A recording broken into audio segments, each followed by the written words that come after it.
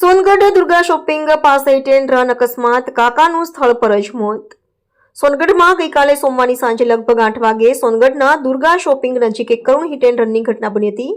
પ્રાપ્ત માહિતી મુજબ શિવાજીનગર સોનગઢના રહેવાસી કાકા રોજની જેમ ઘરે જઈ રહ્યા હતા ત્યારે પાછળથી ઝડપે આવી રહેલ અજાણી ગાડીએ તેમને જોરદાર ઠોકર મારી હતી.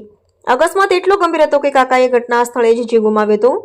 ઘટના બાદ બંને ગાડી ચાલક કોઈ મદદ કર્યા વગર તરત જ ફરાર થઈ ગયો હતો. ઘટનાને લઈને આસપાસના લોકો સ્થળ પર ભેગા થઈ ગયા હતા અને તાત્કાલિક પોલીસને જાણ કરવામાં આવી હતી.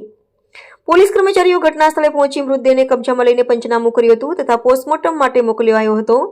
હિટ એન્ડ રન અંગે જાણ્યા વાહન ચાલક વિરુદ્ધ ગુનો નોંધવામાં આવ્યો છે અને પોલીસ દ્વારા તેની ઓળખ માટે સીસીટીવી ફૂટેજ સહિતની તપાસ શરૂ કરવામાં આવી છે.